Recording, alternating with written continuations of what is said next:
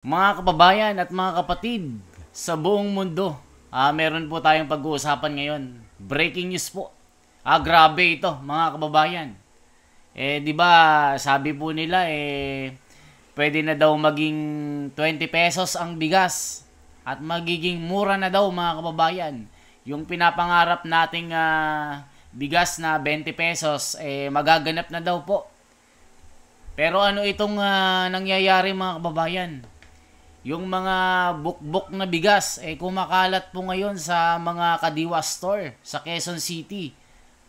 Tayo po hindi po magpapakita po dito ng mga kwento-kwento lamang, mga kababayan. Ito'y lumabas na po sa mga mainstream media gaya po ng Net25.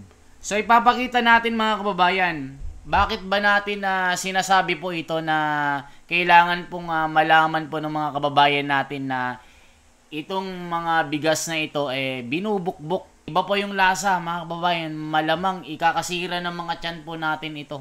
Ito po, mga kababayan.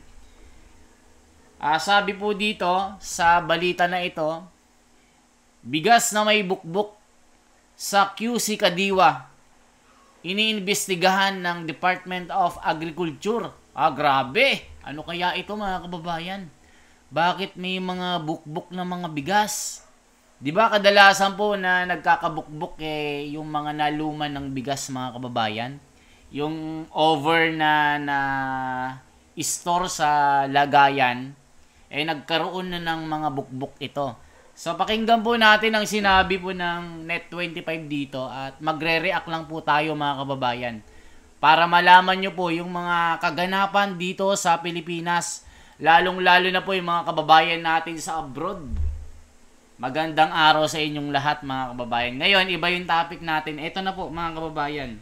Palaisipan ngayon sa Department of Agriculture o DA kung paano nahaluan ng bukbok ang ibinibentang murang bigas dyan sa Kadiwa Store sa Murphy sa lungsod ng Quezon. At ang hinala po ng DA, posible nang galing sa Food Terminal Incorporated ang bigas na may bukbok. Kaya binubusisi po nila ngayon kung paano naging handling at delivery nito. At sa kabila nito, iginit naman ni Agriculture Secretary Francis Chu Laurel Jr. na isolated case lamang ito. Report mula kay Vin Pascua.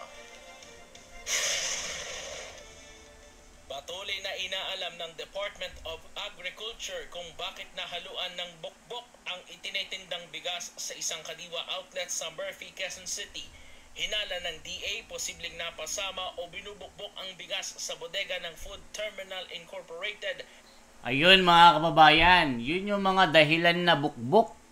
Matagal pong nakaimbak itong mga bigas na ito at nung ibinenta na, sira na po ang mga ito. 'Di ba, mga kababayan, pag yung mga bigas na matagal nang nakaimbak sa mga warehouse,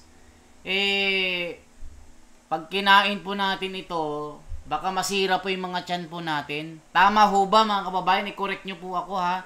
Kasi baka mamaya makabili po kayo ng mga ganitong bigas, baka masira yung mga tiyan po natin, mga kababayan. Kaya natin sinasabi po ito.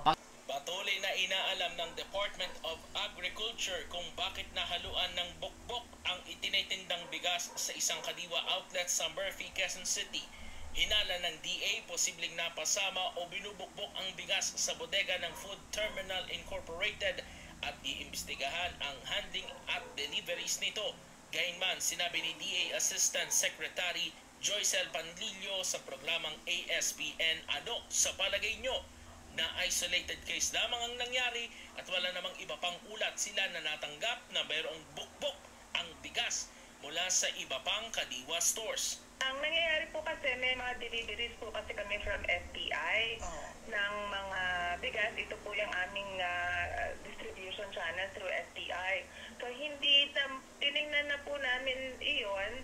Yun nga po, isolated case. Pero kung paano po nakarating yung may bukbok na bigas ay sa ngayon po hindi ko po masasabi kung kasama po ba talaga iyon sa na-deliver or maaari pong doon na po nagkabukbok. Yung mga posibilidad po iyon. So sana so hindi nyo pa matiyak, no, kung Pwede po saan. naapektuhan sa hand. Kumpiyansa naman si Panlilio na malaking tulong para bumaba ang presyo ng bigas ang delivery ng 300,000 metric tons ng bigas sa iba't ibang lugar sa bansa sa pamamagitan ng pag-iral ng food security emergency.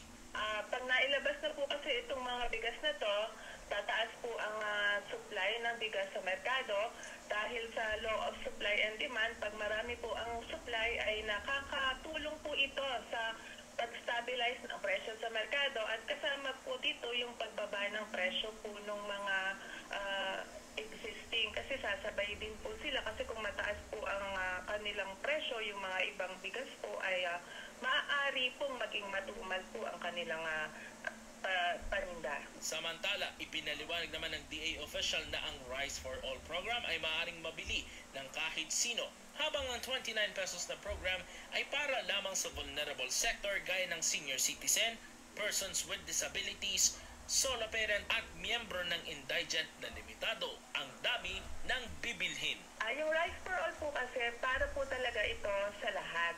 Yung 29 po ay doon nga po sa mga nabanggit ko lang po na sektor po ng ating lipunan. Pero yung Rice for All po kahit sino po, lahat po, wala pong pinipili, pwede pong maka-avail po ng ating Rice for All. Ang presyo nga po nito ay iba-iba rin po. Yung aming pong tinatawag na RSA 5 o yung 5% broken, ang presyo po nito ay 43 pesos po per kilo. Yun naman pong tinatawag naming RSA 25 or yung 25% broken ay 35 pesos po per kilo at yung 100% broken po or RSA 100 ay 33 pesos po ito per kilo. Dapat yung mga ganito mga kababayan sa mga palengke ibenta para makabili lahat yung mga kababayan natin. Yung iba, pili lang talaga yung makakabili ng mga murang bigas. 29 pesos para sa senior citizen. 35 pesos yung di ba mga kababayan? So yung na bigas na 20 pesos, hanggang ngayon mga kababayan, wala pa talaga. So hanggang 29 pesos, yun nga lang, itong mga bigas na ito ay defective dahil binubukbuk ng mga ito. Baka naman iniimbak lang dyan sa sa warehouse. Kawawa naman yung mga Pilipino. Kawawa naman yung mga kababayan natin na imbes na makamura na dahil 29 saka 35 dito sa parting probinsya mga kababayan. Yung panorte po. Dito Bulacan hanggang papunta doon yung bigas 56, 57, pinakamura 49. Mga kababayan, mahal pa rin ang bigas ngayon. Mga mahal kong mga kababayan. So, itong mga bukbuk na bigas na ito, baka matagal na po ito sa lagayan. Matagal nang naimbak dyan. Kaya, hindi nila nakita. Siguro nakita, pero, sige, para mai-distribute na lang ito sa mga Pilipino. Yun nga lang, sinong kakain dyan sa binukbuk na bigas nyo? Diba? O kayong mag-comment mga kababayan, may silbi ba ang bukbuk na bigas na yan? So tayo lang po mga kababayan, binalita lang natin ito kasi mamaya makabili po kayo ng mga bigas na may sira. Baka sumakit pa yung mga tiyan natin, baka hindi kayang ipasok sa tiyan natin ito. Minsan kasi maamoy po yung bukbuk na bigas na yan, mga kababayan. So yan lamang po yung ating bahagi mga kababayan ko.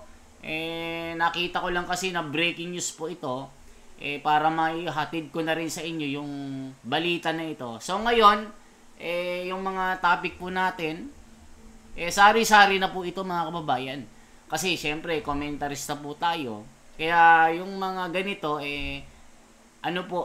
information po yung mga sinasabi po natin para sa ating mga kababayan na hindi gaanong nakakapanood sa mga mainstream, lalo dito sa YouTube. May mga followers tayo na hindi nakakanood, kaya tayo na pong magbalita. Salamat po sa inyong lahat mga kababayan. Isang like, isang share, at isa pong subscribe po. Salamat po sa inyo.